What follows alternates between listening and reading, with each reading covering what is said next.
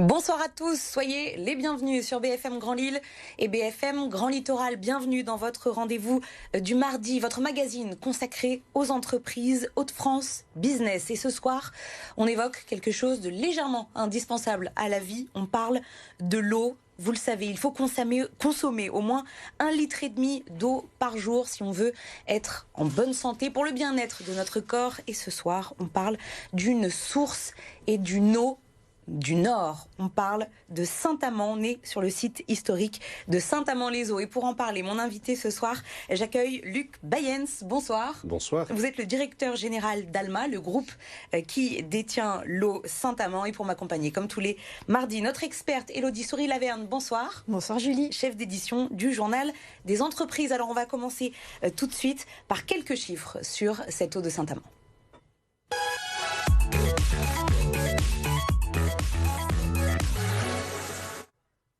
Alors, quelques chiffres. L'usine de Saint-Amand-les-Eaux a été créée en 1927. L'eau est captée à plus de 90 mètres de profondeur. L'usine, aujourd'hui, c'est une centaine de salariés. Et niveau production, c'est une centaine de millions de bouteilles par an. Alors pour commencer, Luc Bayens, une question toute simple. Comment on peut expliquer le succès des eaux minérales naturelles en bouteille comme la vôtre, alors que finalement de l'eau, il suffit d'ouvrir le robinet pour en avoir? Alors, c'est deux choses différentes. L'eau du robinet est une chose. L'eau du robinet est issue de sources, de superficielles, tandis que l'eau minérale Saint-Amand, c'est une grande profondeur, 90 mètres de profondeur, sur laquelle on ne peut faire aucune modification. L'eau du robinet, elle, est composée d'eau forcément et d'un stabilisant qui est de l'eau de Javel, tandis que l'eau minérale Saint-Amand ou d'autres eaux minérales sont telles quelles, sans aucune modification. Et alors l'eau, c'est le produit le plus vendu en grande distribution. Est-ce que vous avez constaté avec ce deuxième confinement que nous sommes en train de vivre, le premier au printemps dernier, est-ce qu'il y a eu, comme on a vu certaines images à la télévision, une vraie ruée sur les packs de bouteilles d'eau? Vous l'avez ressenti, vous? Alors sur le premier confinement au mois de mars, oui, il y a eu une ruée, comme sur le papier WC d'ailleurs. Mais sur le deuxième confinement, non, les gens ont été très certainement plus raisonnables parce qu'ils ont acheté au mois de mars, mais ils ont stocké pour le mois d'avril et le mois de mai. Donc ce n'est pas une très bonne chose, un surstockage. Alors est-ce qu'à l'opposé, vous avez été touché par la baisse des ventes via d'autres modes de distribution? Je pense aux bars, aux restaurants qui ont fermé, aux événements. Vous êtes partenaire d'événements sportifs ou autres. Est-ce que ça vous a touché? Oui. Ça nous a touché. En fait, nous avons la chance ou la malchance de livrer tout un ensemble donc, de secteurs. Le secteur CHR, donc café, hôtel et restaurant, a véritablement souffert. Nous avons une ou deux sources qui ont considérablement souffert. Les petits formats, les 50 centilitres, qui sont consommés hors domicile, ce qu'on appelle les formats nomades. Donc là, effectivement, ils ont subi une baisse de l'ordre de 20%.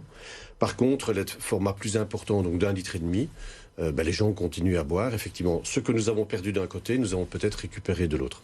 Et Julie parlait tout à l'heure de l'eau du robinet. C'est vrai que ça génère moins de plastique, ça coûte moins cher. Comment vous vous positionnez par rapport à ça aujourd'hui? Alors, en fait, depuis pratiquement 10 ans, nous fabriquons nous-mêmes notre PET recyclé, donc c'est-à-dire le plastique. Le PET, donc la matière donc, de la bouteille est en PET. C'est le seul matériau qui soit 100% recyclable. Et donc, depuis 10 ans, nous recueillons donc des bouteilles pour en faire du PET recyclé que nous réincorporons dans nos bouteilles, aujourd'hui à concurrence de 25%. Donc, nous sommes déjà en avance sur le recyclage, ce qui nous est demandé par l'Europe. D'accord. Et l'eau de Saint-Amand se positionne comment dans la région? Vous êtes vendu donc en région en Hauts-de-France. Enfin, cette eau est vendue en région en Hauts-de-France. Est-ce que vous êtes leader sur le marché? Alors aujourd'hui, nous ne sommes pas leader. Le leader, c'est Vitel, qui a un peu plus de 9% de part de marché. Saint-Amand est le numéro 2 avec 6,5% de part de marché. Et notre volonté, bien évidemment, est de retrouver notre place dans le temps, qui était effectivement la source numéro 1 dans les Hauts-de-France. C'est vraiment une eau qu'on trouve principalement ici, dans notre région, pas ailleurs en France. Non, exactement. On la trouve dans notre région. On est très fiers de la trouver dans cette région. On est saveur en or. On sponsorise la Brady de Lille lorsqu'elle peut effectivement avoir lieu. On sponsorise le festival des cerfs-volants de Bergue. On sponsorise pas mal donc, de choses dans la région. Et on est très fiers parce que c'est également, on préserve les emplois locaux. Vous en avez dit un mot, le plastique dans lequel est fabriqué vos bouteilles. Saint-Amand se veut vraiment une marque tournée vers la protection de l'environnement. C'est quelque chose de nouveau. Ça fait longtemps que vous travaillez sur ce dossier-là? Nous travaillons au niveau écologie, nous travaillons pratiquement depuis 30 ans sur la volonté donc écologique. D'une part, le poids des bouteilles. Nous avons les poids de bouteilles les plus légères du marché. On trouve des bouteilles d'1,5 litre qui font 35-36 grammes en France. Nos bouteilles font entre 20 et 25 grammes.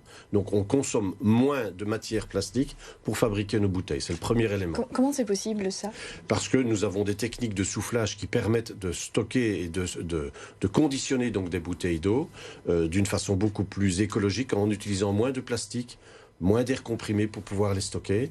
Nous utilisons également donc des bouchons attachés. Donc, c'est-à-dire que la loi européenne nous obligera à avoir des bouchons attachés à partir de mai 2024. Nous avons déjà des bouchons attachés sur la marque Saint-Amand et sur la marque Cristalline. Nous avons une multitude de sites d'approvisionnement. Donc, ce qui veut dire par là, c'est que les distances de livraison sont courtes, donc préservation au niveau empreinte carbone. Donc ça, c'est très important. Et on essaie que tous les matériaux qui sont utilisés pour la fabrication donc, de nos produits, par exemple les films autour des packs, soient également en plastique recyclé. On fait très attention à l'écologie chez nous depuis 30 ans. Et vous parliez de la loi européenne, la réglementation justement européenne va se durcir et en 2025, il faudra que les bouteilles contiennent 25% de plastique et 30% en 2030. Est-ce que c'est un objectif que vous préparez? Alors, non seulement c'est un objectif que l'on prépare, nous avons déjà pour certaines marques dépassé cet objectif de 25%. Nous avons procédé également à l'acquisition de 3 lignes de fabrication donc de PET recyclés qui vont être installées entre 2021 et 2023. Et notre volonté est de dépasser les 50% de PET recyclés et pour certaines marques d'arriver parfois à 100% de PET recyclés. Il vient d'où le plastique? Alors, le plastique recyclé, donc nous avons donc des machines de récupération de bouteilles dans les magasins Auchan, donc dans la région. Donc le consommateur qui achète nos produits, qui achète des produits de la concurrence, lorsqu'il ramène des bouteilles, il reçoit une petite incentive d'1 cent à la bouteille. Ces bouteilles sont récupérées, sont nettoyées, sont broyées. On en refait du PET recyclé qui est réincorporé donc dans nos bouteilles pour avoir donc des bouteilles contenant du PET recyclé. Ça représente de gros investissements, oui. Tout ça. Combien à peu près Alors, concernant le PET recyclé, c'est une enveloppe qui tourne autour de 45 à 50 millions d'euros. Donc pour nous, c'est très important. Oui. Nous avons aujourd'hui 2 lignes à l'Équin, donc de nouveau dans le nord. On va mettre une 3e ligne sur l'Équin et nous avons 2 lignes qui vont s'installer. Une à Saint-Thior, donc dans le centre de la France, pour répartir un petit peu également la logistique, qui est un phénomène qui est important pour nous, et probablement également en Belgique, en fonction d'un appel d'offres qui est en cours. Alors toujours sur le plan du développement durable, donc on a parlé du plastique, mais il y a également le réchauffement climatique. Alors je suppose que quand il fait chaud, les gens consomment plus d'eau, donc oui. Ça c'est plutôt positif. En revanche, il y a le risque d'assèchement des sources. Comment est-ce que vous sécurisez vos sources? Alors d'une part, nous prenons de l'eau dans des nappes qui sont des nappes ouvertes, c'est des nappes qui sont toujours auto-alimentées.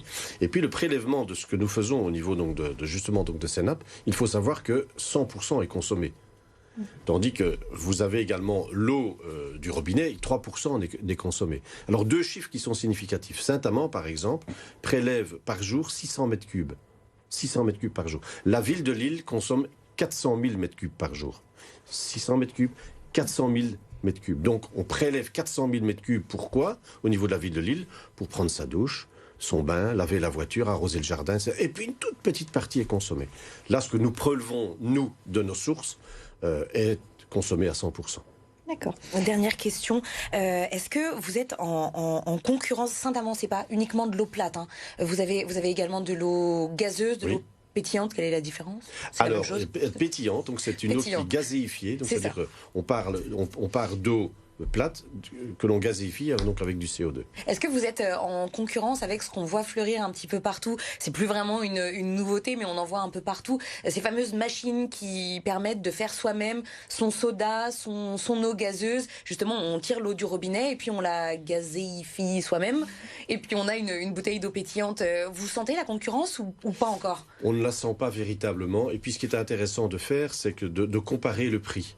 Aujourd'hui, lorsque vous avez une bouteille d'eau gazeuse qui tourne aux alentours de 25 centimes, et lorsque vous la comparez au prix d'achat des machines de gazéification, de la petite capsule de CO2 à mettre. Et lorsque vous faites le calcul et vous regardez ce que ça vous coûte au niveau de la bouteille, vous apercevez que ça coûte plus de 25 centimes. Alors, on pourrait se dire, d'accord, il n'y a pas de plastique. Mais dans notre société, nous mettons du plastique recyclé, donc nous récupérons les bouteilles pour en faire donc des bouteilles à nouveau qui vont être réutilisées.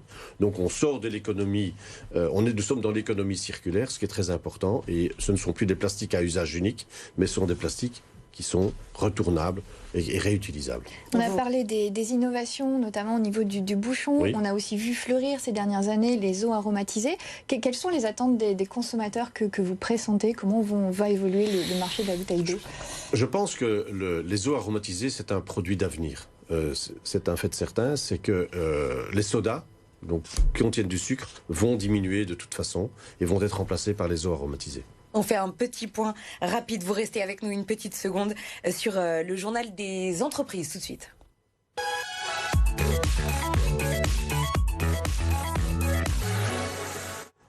Et on regarde la une du journal des entreprises. Vous êtes la chef d'édition de ce journal, Élodie Souris-Lavergne. Une qui s'affiche à l'écran. En un mot, de quoi on parle?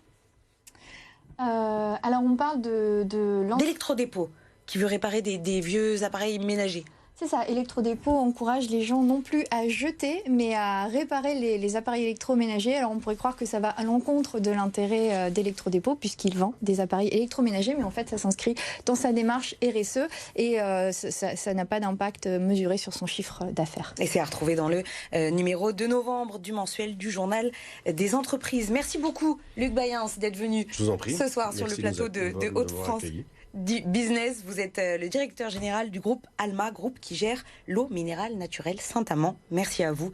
Élodie Souris-Lavergne, chef d'édition du journal des entreprises. À mardi prochain, demain c'est votre emploi et demain on parle de l'armée, recrutement en ce moment, campagne de recrutement à la télé ou dans la rue.